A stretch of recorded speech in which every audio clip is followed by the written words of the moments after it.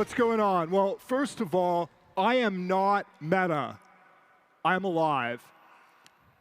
Here we are, thousands of us together in the flesh in this room.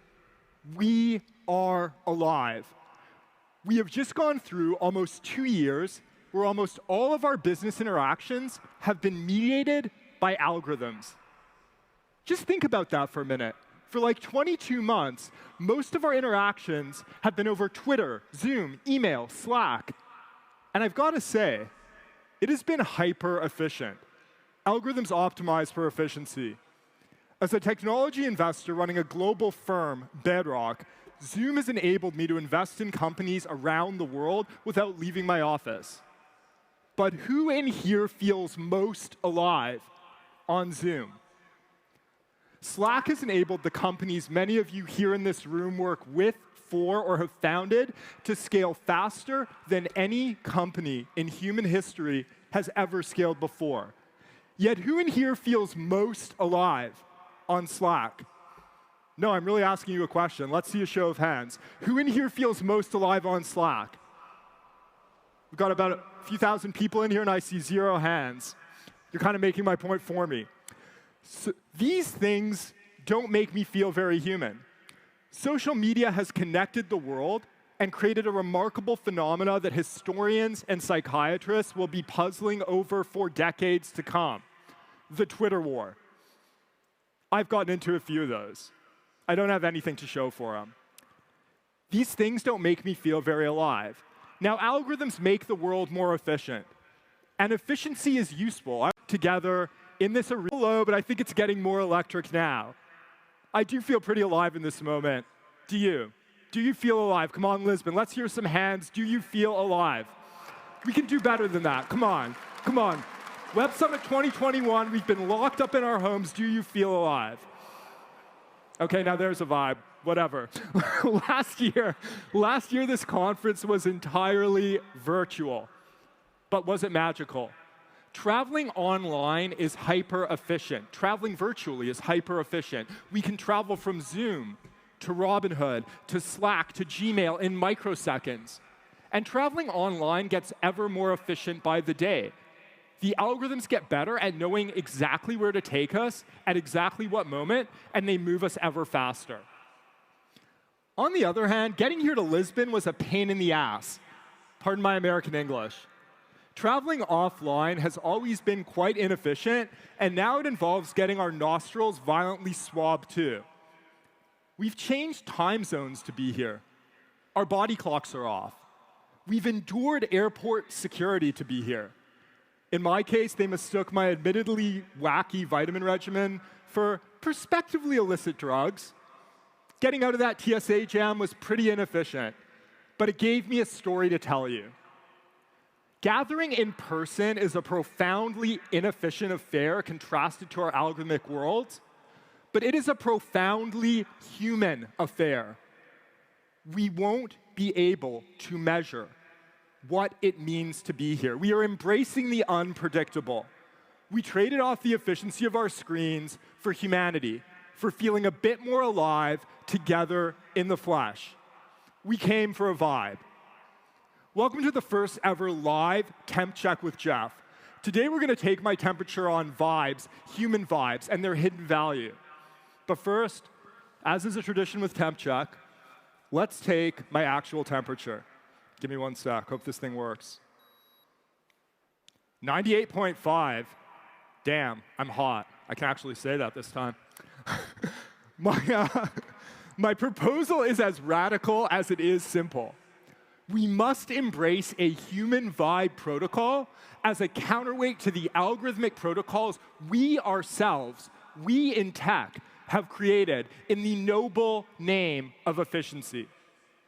Now, Web Summit was born in 2009, and in a technological sense, so was I. Back then, this conference was a gathering of just a few hundred people. I was flailing at a job at a hedge fund in New York City in the months after Lehman Brothers collapsed. And while I had great colleagues there, I had no passion whatsoever for the hedge fund industry. It felt soulless, moving numbers around, not really building anything tangible. But during my time there, I crossed paths with some extraordinary technologists, Sean Parker, Max Levchin, perhaps even Satoshi. But that's a story for another day. Definitely can't get into that today. I decided I would reinvent myself as one. No, not as Satoshi, but as a tech entrepreneur. Photos were hot at the time. This was a few years before Instagram.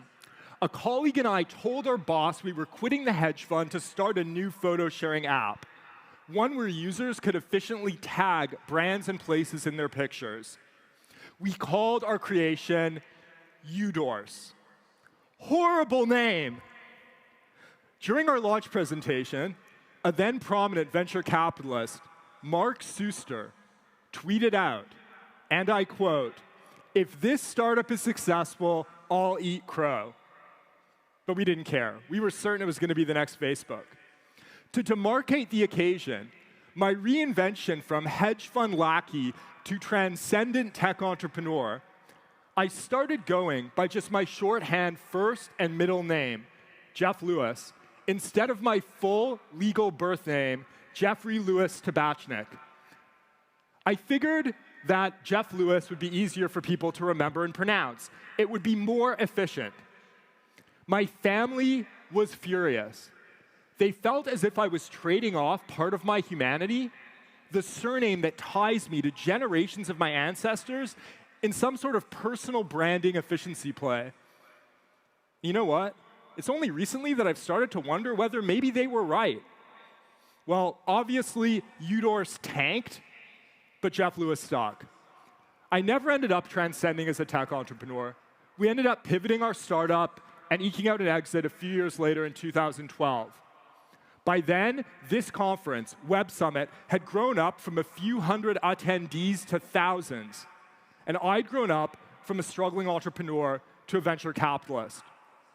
Back then, technology writ large was still a discrete, definable industry, and a relatively small one.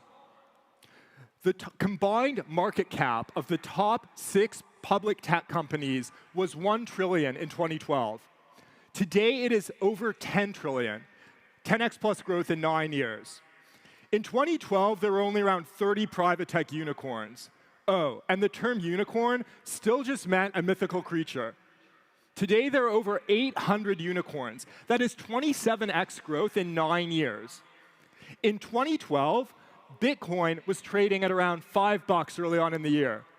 Let's not even talk about the growth rate there. I'll get too depressed about my early Bitcoin being stolen from Mt. Gox. 9 years is not a very young when I started as a tech investor 9 years ago. I still feel pretty young today. But it turns out that the world can radically morph in just 9 years with very few people noticing. And in these 9 years, technology morphed from one industry centered in California to the dominant societal force redefining all industries globally. Transcendent tech entrepreneur. Turns out that's not me. That's not my vibe. But as an investor, I have vibed with dozens of them. Years ago, these transcendent entrepreneurs were by and large building companies which I believe aim to fundamentally improve the human experience. I vibed with the Lyft founders, John and Logan, and invested in 2012 because of their mission to make getting around cities more human-centric, resulting in fewer cars on the road. I vibed with the Nubank founders, David and Christina, and invested in 2015 on behalf of the VC firm I was then a partner at because of their imagining of a different world for LATAM residents, one in which their values, their personal values, their individual values were placed above the value in their bank accounts. Other companies that grew rapidly during this earlier era, like Airbnb, were more often than not focused on improving life, on fostering vibes in the real world.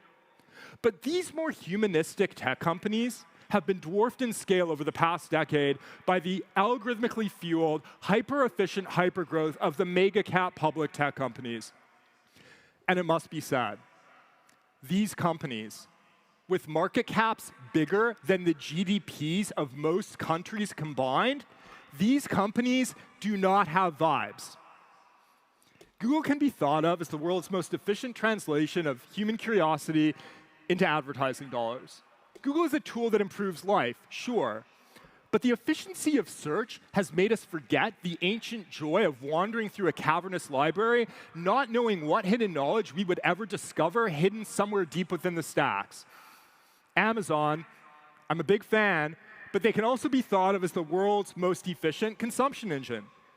AWS, Amazon Web Services, has made starting a startup incredibly efficient. What used to take about 10 months and $10 million now takes about 10 hours and 10 Dogecoin, or maybe 10 Shiba Inu, depending on the day. I get all these dog meme cryptocurrencies mixed up. But regardless, that's good. It's good that Amazon has made it far less expensive to start a startup, far easier, far faster. I am pro-efficiency. But AWS has made it so efficient to start a certain genre of startup that there's a templatized copy and paste sameness to so many of them. Netflix. Oh, Netflix. Netflix is the most efficient Dave Chappelle controversy manufacturing machine. Just kidding, sorta. But it's inarguable that Netflix's algorithms are fine-tuned to surface the endless stream of content that you'll engage with for the longest uninterrupted period of time. And there's also a sameness to it, a sameness to every piece of content the Netflix algorithm surfaces to you. The same cuts, the same edits, the same drone shots of the same cities around the world, the same licensed music. After watching American Psycho on there the other day, I will admit that I was served up a slate of a dozen serial killer movies.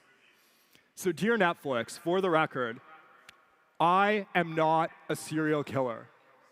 I just really admire Patrick Bateman's skincare routine. And this efficiency dynamic extends to so-called nonprofits as well. On their website, the Wikimedia Foundation behind Wikipedia purports to provide the essential infrastructure for free knowledge. The world's encyclopedia, or so it seems. Yet just beneath the surface, Wikipedia's algorithms appear to favor a handful of powerful Wikipedia super editors functioning as a de facto decentralized PR agency. Several of these super editors are paid by some of the most powerful interest groups and entities around to burnish brands and images, rewrite facts, and delete problematic entries from our worldwide digital encyclopedia. Bet you didn't know that. The algos that power these monoliths optimize for efficiency. And this orientation toward maximal efficiency has trickled down to even the youngest startups. Even the metrics we use to measure them tend to squeeze humanity out of the equation where humanity should be evident. Take NPS, Net Promoter Score. A management consultant at Bain invented NPS in 2003 as a quantifiable metric to measure human loyalty to a product. Human loyalty, a natural inclination, reduced to a measurable acronym by a management consultant in service to efficiency. Some other greatest hits that management consultants have played supporting roles on include such world wonders as the opioid epidemic and the global rollout of viral gain-of-function research. Nothing against management consultants, but I digress. And look, I get it. Efficiency is wildly profitable. But when efficiency is treated as a god, instead of as a means to the end of aliveness, it undercuts what makes us human, our vibes. And when your humanity becomes synonymous with efficiency, you risk losing yourself entirely. Somewhere along the way to global domination, many of us in tech traded in the goal of a good life for an efficient life without even realizing it. We must acknowledge that the pendulum has swung way too far toward efficiency. It is due for a correction back toward humanity. Let us call this correction Vibe Protocol. No, I'm not showing you a token or an NFT. This is a human Vibe protocol. It's not algorithmic. You cannot trade it on Coinbase or FTX. I'm sorry. But per usual, rap culture has been way ahead of the curve here. It's employed a Vibe protocol for years. Does anyone know what I'm referring to? Anyone? Real recognize real, defined by Urban Dictionary, which incidentally tends to be far more reliable than Wikipedia. Real recognize real refers to the tendency or ability for real individuals to identify, connect with, or respect other real individuals. This is the process by which shared vibes are mutually identified, a natural process, an emotional quality capable of being sensed intuitively, one that happens most effectively in a place face-to-face with other humans, rather than the algorithmically mediated process of coordinating on efficiency. So how does one put vibe protocol into practice? First, in a personal context, you need to recognize, you need to understand that algorithms have agendas. You, a human, have vibes. Identify your vibes. Write them down. Hold them close. Algorithms should serve your vibes. They should not dictate them.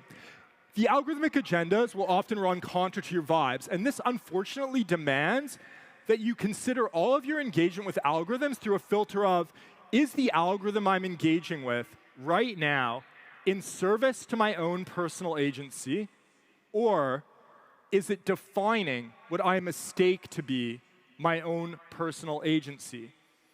Algorithms should serve you. They should enhance your vibe. Do not allow them to usurp it. Pursue ideas, relationships, and experiences that make you feel most alive. I used to hyper-optimize for efficiency at the gym. I would simultaneously and deliberately run on a treadmill while responding to emails on my Apple Watch, while listening to an audiobook on my AirPods, while also admittedly checking myself out in the mirror. Now I just run on a trail outside, and I run just to feel my vibes. In a professional context, work with and for people you vibe with. It turns out that many of the world's most consequential leaders have profound vibes. Oops, missed a slide there. I competed against Travis as a board member at Lyft, and while it sure wasn't fun, it's indisputable that Travis had a vibe. When he was leading it, Uber had a vibe. Now, you may have hated it, but it was real. Under Dara, very, very, very unclear. Whitney Wolfe Herd, vibe entrepreneur, founder of Bumble, takes no prisoners, vibe entrepreneur. Empowers women, vibe entrepreneur. That other guy runs Tinder. I'm sure he's great. I don't know his name, but what's his vibe? Jack Dorsey, vibes for days. Dick Costolo is a great guy and very smart, sort of a amateur stand-up comedian. In a technological context, the more elevated a company or decentralized protocol's mission is from the algorithms that underpin it, the more vibe that technology has.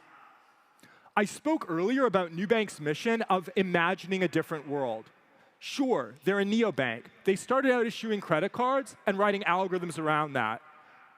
But those algos are in service to Nubank's mission, empowering millions of people who've been left behind by an antiquated and often predatory financial system in emerging markets by extending credit.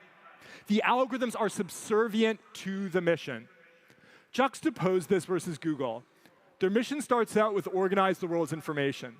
And that's exactly what their algorithms do. They give you, the user, the most efficient search experience. They give their advertisers the most efficient way to reach you. Now, maybe decades ago, prior to Google's invention of the AdWords business model, maybe back then they had a vibe. At least they pretended to. They had the beanbag chairs and the lava lamps and things like that. But today, it is undeniable that Google is all about efficiency. It is not a vibe company. In an entrepreneurial context, the onus is on you to build a team that wills your vibe into your product, ideally such that it enables individuals to live life better. Notion is an amazing product. It helps you be more efficient. It's going to be a very valuable company. It's an efficiency company. Airbnb enables you to live life better. It is a vibe company. In an investor context, yes, algorithms matter. Of course they do. Yes, metrics matter. Other than Net Promoter Score, of course. I remain highly skeptical of that one. But the people writing the algorithms and monitoring the metrics matter so much more. Who we each are as individuals, even if our individual names are as inefficient to pronounce as mine is, Jeffrey Louis Tabachnik, my mother certainly will never let me forget it. But who we each are as individuals must always supersede the algorithms that power our days and the metrics that measure them. So hey, investors, here's your vibe theory. Allow yourself to invest qualitatively based on your interpersonal chemistry with entrepreneurs and teams. It's worked pretty damn well for me. Allow frameworks to arise each time anew, assembled on the fly in concert with the uniqueness of the entrepreneurs and their pursuits. Just do not call yourself a vibe capitalist. That is taken. I'm not here to tell you what vibes are best. I'm not here to tell you what vibes are yours. That's on you. But I am here to say that leading with your vibes, messing up, making mistakes, wasting time, but gambling on your instincts even when they're wrong, living true to what's core to you is, however counterintuitively, the only efficient path to a life well lived. The only efficient path to a life well lived. Let me close with a question. Are the algorithms compelling you to trade a good life for an efficient life? Don't let it happen. Lead with vibes. Peace.